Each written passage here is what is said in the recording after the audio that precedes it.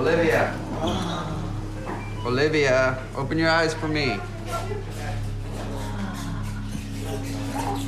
You just had surgery. Olivia Marquez's reflection in the glossy glass door of her apartment building flickered as the elevator descended. She thought she recognized the woman behind the smudged glass, round face, limp hair, heavy limbs, but that woman no longer felt like herself. Every day she carried a weight far beyond her 600-pound frame, a weight of shame, isolation, regret, and longing. At 38 years old, Olivia spent most of her day in the same threadbare recliner. Meals came by takeout or delivered trays over her lap. Walking to the kitchen from the living room was a small victory, when she could manage it. She'd once been a dancer in high school, full of promise and light. But after trauma, grief, and unrelenting emotional pain, life closed in, and food became solace. The TV series My 600 Pounds Life had become a playground of fantasy for her. Others seeking help, doctors, surgeons, therapists, transformations. Ached for hope. But deep inside, she believed that life had moved on without her. And then, late one night in spring, with television voices fading behind her, Olivia asked herself, "What if today is the day I ask for help?" The next morning, Olivia summoned courage. With trembling fingers, she Googled weight loss surgery near me.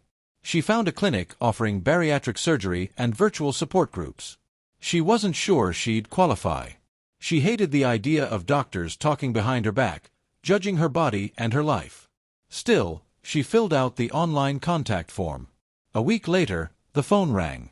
It was Dr. Naveen Patel, bariatric surgeon. His voice was calm and compassionate. He didn't just talk about weight. He asked about her heart, her past, her fears. He explained the process: psychological evaluation, dietary counseling, gradual lifestyle changes, the surgery itself, plus ongoing support.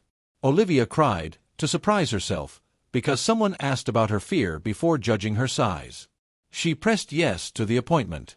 She sat in the clinic room, pale fluorescent lights above, cold temperature, sharp smell. She hated being exposed. But the staff, nurses, counselors, were gentle. They asked about her trauma as softly as they asked about her mobility. She wrote the words down slowly, "I want to live."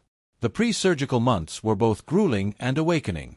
She followed the meal plan: small portions of lean protein, vegetables, a bit of whole grain. She walked around her apartment in increments: the couch to kitchen, kitchen to bedroom stair landing, landing to front door. At first, steps felt like climbing Everest.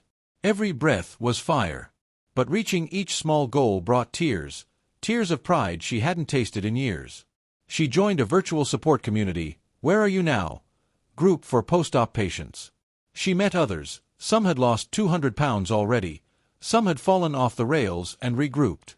They talked about hormonal storms, changing skin, energy surging, identity pressure, relapse fear. They shared photos of smaller pants, first walks, emotional breakthroughs. Olivia journaled. She described her relationship with food, not only as a companion but as a shield. She wrote about the moments she felt unseen, when her ex whispered, "not attractive," behind her back, when friends drifted away, when doctors skipped past her fearful eyes. Each week, she attended therapy on trauma and grief, learning to separate emotion from stomach. When old memories rose, she felt them, really felt them, and didn't reach for fries. Instead, she soaked it all in, spoke to a therapist, called her sister Rosa when she couldn't sleep. By month 6, she weighed 450 pounds. She moved through the hallway without collapsing. She bought leggings in a store instead of online. She took pictures she rarely dared post. Her insurance required a final approval, consultation with the surgeon. He smiled as he reviewed metrics, labs, weight trajectories. He looked up at her. "Are you ready, Olivia?" She clutched the armrests. Her breath quivered. But she nodded. The day of surgery, the world was sterile and precise. She lay on the operating table, heart pounding, body humming with uncertainty. A nurse patted her hand. "We'll take good care of you." Afterward, she woke in pain, groggy, tubes and monitors humming. But something else pulsed too, the knowledge that she had fought to reach this. The first weeks were slow: ice chips, liquid diet, pain meds, bed rest. A wound in her belly, tender stomach. But healing always is. Her hospital stay was brief. She had a good team and few complications. When she returned home, she leaned on the care of Rosa, who stayed for 2 weeks, preparing purees, helping her shower, reminding her to walk the hallway 5 times a day. Pain subsided. Tenderness remained. She began protein shakes, soft food, reimagining every meal, chicken, spinach, sweet potato, to fit the rules. Food was medicine. Each passing week, her energy returned in whispers at first. She wrote in her journal, "First time I reached for kale without hating it." A year later, Olivia weighed 260 pounds, more than a 340 pounds loss. Her face glowed with unknown youth. Her body moved through space with fluid intent. Emotionally, she was changed too. Her trauma was still there, yes, but now addressed, nurtured, and no longer driving her life. She began a part-time job at a community art therapy center. The work made sense, helping others express grief, trauma, love, change. She moved out into a cottage near the clinic, a fresh start. In her apartment, she painted.